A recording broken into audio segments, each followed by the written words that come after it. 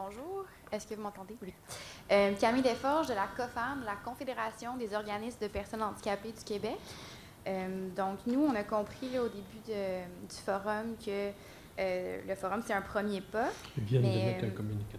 Il y a des préoccupations spécifiques là, qui concernent les personnes ayant des limitations fonctionnelles qui doivent vraiment être adressées. On espère que le ministère ira de l'avant avec la mise en place d'un chantier spécifique sur les services de soutien à domicile pour les personnes en situation de handicap. Rappelons qu'environ 280 000 personnes ayant des limitations fonctionnelles qui ont des besoins non comblés en matière de soutien à domicile. Merci. Puis de ce nombre-là, il y a Merci près de de nous la rappeler. moitié qui est âgée entre 15 et 64 ans. Oui, merci de nous le rappeler. Est-ce que vous aviez une question de précision pour des présentateurs? Non, je voulais vraiment préciser ça. Bon. Puis ma collègue aurait peut-être quelque chose à dire aussi. Je ne sais pas si je peux... Oui, vous vouliez intervenir. Vous avez un commentaire qui pourrait nous amener à bien comprendre, à mieux comprendre ces pratiques? Oui, je vais... Allez-y très rapidement, je vous en prie. Et en ce sens-là, et c'est une invitation à chacun et chacune d'entre vous, pour qu'on puisse profiter de ces présentateurs qui nous aident à comprendre des meilleures pratiques en soutien à domicile. Merci. Merci beaucoup. Oui, je vais y aller très rapidement, sauf que je tiens à dire qu'on a passé proche d'être carrément oublié de ce forum. Alors, je vais quand même prendre le temps de poser ma question, à savoir, bon, on est en pénurie, M. Couturier, Mme Bérubé, on est en pénurie d'ergothérapeutes. Et quand c'est le temps d'évaluer les gens, je parle évidemment des personnes en situation de handicap, ce sont souvent les travailleuses sociales qui le font. J'aimerais avoir votre point de vue là-dessus parce que selon nous, ce ne sont pas des gens qui sont adéquatement formés pour évaluer la condition physique de personnes, que ce soit des aînés ou des personnes en situation de handicap. Alors, merci pour votre question, Madame. Et je suis, au nom de l'organisation, profondément désolée que vous ayez eu cette impression d'avoir été oubliée. Ce n'est pas une impression, mais je vous remercie. Alors, monsieur, je vous en prie. Oui, bonjour, Samuel Rago. Je travaille à l'Association du Québec pour l'intégration sociale. Nous sommes un regroupement provincial de défense de droits pour les personnes ayant une déficience intellectuelle et leurs familles. Et les familles, évidemment, sont généralement les proches aidants. C'est plus un commentaire puis une question, en fait, en tant que tel.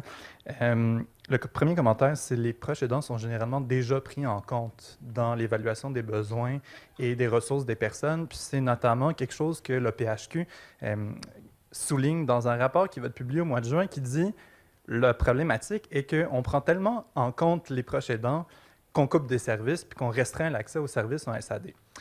Ça, c'est une question qui n'a absolument pas été soulevée ici, qui est pourtant particulièrement problématique.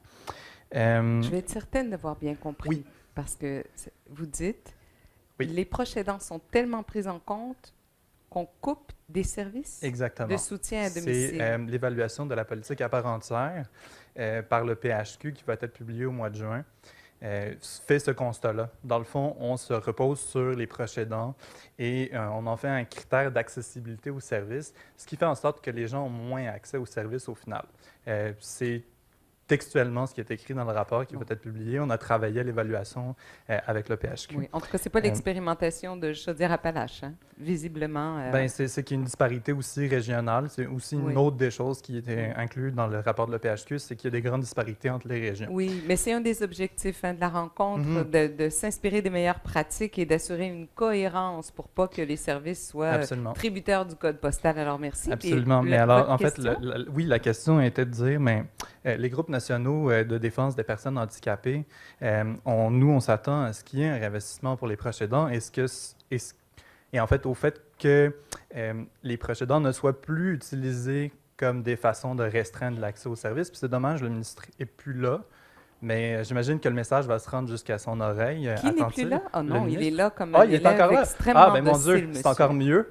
Bon, ben, il m'a entendu, il nous a entendu. Fantastique. Absolument. Vous aviez une question d'approfondissement par rapport à l'expérimentation? Bien, peut-être plus.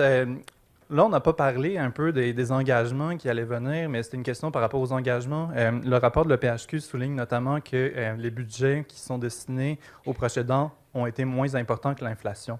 Alors, peut-on s'attendre à un refinancement? Alors, merci. Écoutez, on a entendu M. le ministre qui nous a dit qu'il y avait un peu d'argent dans le gousset. On verra, vous serez là demain pour être témoin de ces engagements.